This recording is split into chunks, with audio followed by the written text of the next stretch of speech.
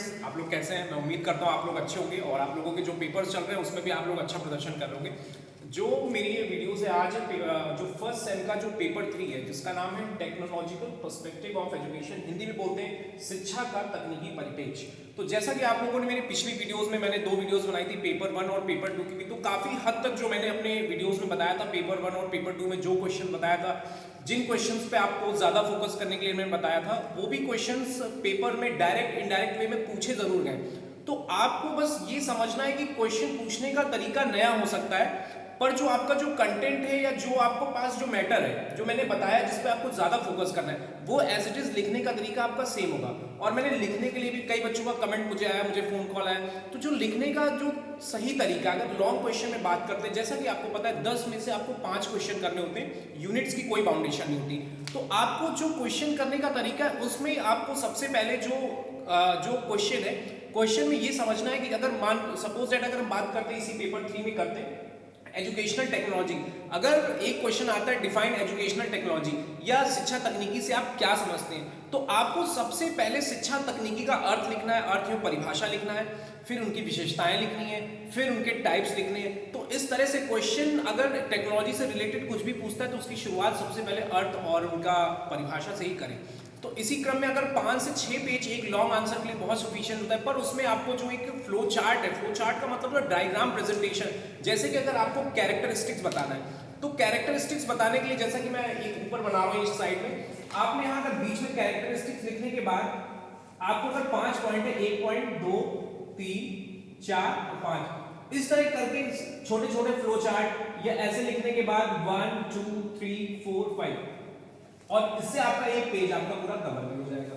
तो कम समय में आप ज्यादा पेज आप लिख भी लेंगे और आपका एक अलग तरीके से जो है एग्जामिनर को दिखाई देगा, जो कि उसको स्पष्ट रूप से समझ में आएगा। तो उसको पैराग्राफ हो सकता है पढ़ने की जरूरत भी ना हो। तो इससे जो आपके कॉन्सेप्ट होंगे, जो एक अच्छी इमेज एग्जामिनर के माइंड में बनेगी, जिससे आप अच्छे मार्क्स गेन कर सकते हैं। तो चलिए आज हम लोग पेपर 3 की बात करते हैं। मैं बीएड फर्स्ट सेमेस्टर के पेपर 3 की बात कर रहा हूँ, जिसका नाम है टेक्नोलॉजिकल पर्सपेक्टिव ऑफ एजुकेशन, शिक्षा का तकनीकी परिप्रेक्ष्य।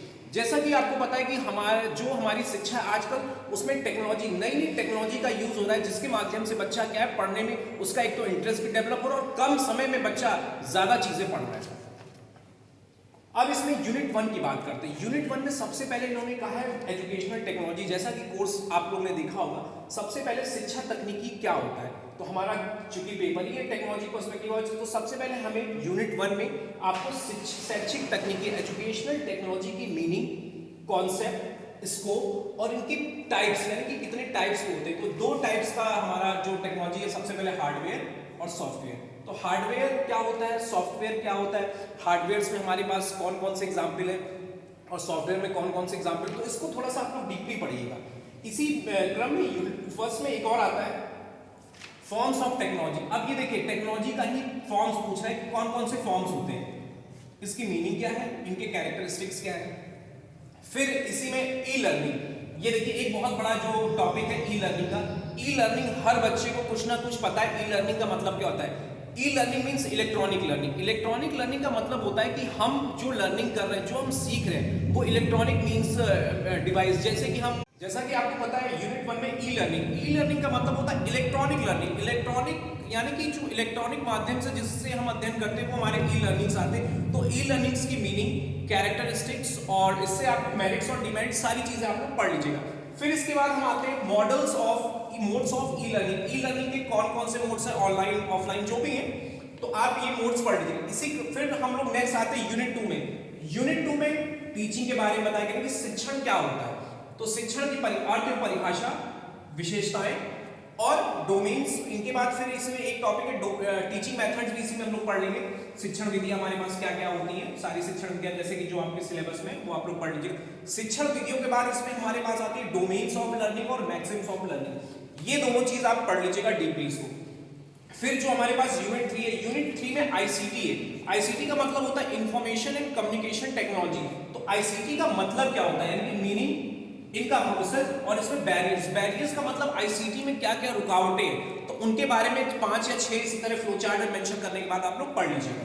फिर इसी में यूनिट 3 में हम माइक्रो टीचिंग आप सेमेस्टर सेकंड में आपको माइक्रो टीचिंग बताया जाएगा, माइक्रो टीचिंग के लेसन प्लान बताया जाएंगे और माइक्रो टीचिंग के अंतर्गत हमें कौन कौन से स्किल्स को पढ़ना है, 9 स्किल्स होती है, 9 स्किल्स के बारे में बताया जाएगा। तो जैसे कि आपको ये नीचे लिखी हुई है टीचिंग स्किल्स, इन स्किल्स में क्वेश्चन स्किल्स होती है, स्टिमुलस वेरिएशन स्किल्स होती है, 9 स्किल्स होती हैं अलग अलग, तो उनके बारे में आपको पढ़ना होगा, तो इसको भी एक बार पढ़ लीजिएगा।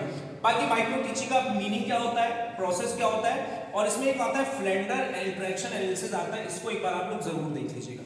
फिर इस तरह से हम लोग यूनिट 3 से आगे बढ़ते हैं, यूनिट 4 में आते हैं। यूनिट 4 में मॉडल्स ऑफ टीचिंग के बारे में बताएंगे, शिक्षण के प्रतिमान कौन कौन से होते हैं, इनके डेफिनेशन, कैरेक्टरिस्टिक्स, इनके बारे में पढ़िएगा। और लास्ट में आ जाते हैं प्रोग्राम इंस्ट्रक्शन, यानी कि अभिक्रमित अनुदेशन क्या होता है, इसका मतलब, और ये टाइप्स, इसके जो प्रकार होते हैं 2, लीनियर और ब्रांचिंग, इन दोनों को बहुत पढ़िए। एग्जाम में कभी कभी वो डायरेक्ट पूछता है एक्सप्लेन लीनियर प्रोग्राम इंस्ट्रक्शन, या लीनियर या ब्रांचिंग में से एक कोई पूछता है क्वेश्चन। आपको अगर यहां से पूछेगा तो फिर भी आप एक बार प्रोग्राम इंस्ट्रक्शन का मीनिंग, कैरेक्टरिस्टिक्स को आप लोग एक्सप्लेन करते हुए इसके बारे में लिखेगा। मुझे उम्मीद है कि मैं जो अपने वीडियोस बना रहा हूँ, इन वीडियोस में जो भी मैं क्वेश्चन आपको बता रहा हूँ कि इन पे आप थोड़ा सा ज्यादा ध्यान दीजिएगा।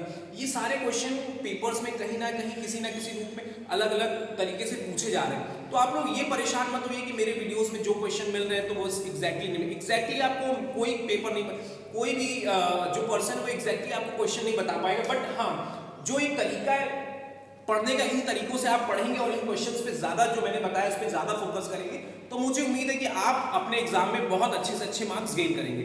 फिर अब जो मेरी नेक्स्ट वीडियो होगी वो आपकी पेपर 4 है, बीएड फर्स्ट सेमेस्टर में जो आपका पेपर 4 है, इनोवेशन इन एजुकेशन, वो जो है मैं अपने नेक्स्ट वीडियो में बताऊंगा। और अगर आपको मेरी वीडियोस अच्छी लगती है तो आप लोग लाइक जरूर करें। अगर आपको और कोई इन्फॉर्मेशन मुझसे चाहिए होती तो मेरे कमेंट सेक्शन में आके मुझे कमेंट जरूर करें। और जो लोग मेरे जो नए हैं फॉलोअर को, अगर इस चैनल को अगर लाइक और सब्सक्राइब अगर आपको पसंद आता है तो सब्सक्राइब जरूर करें। Thank you.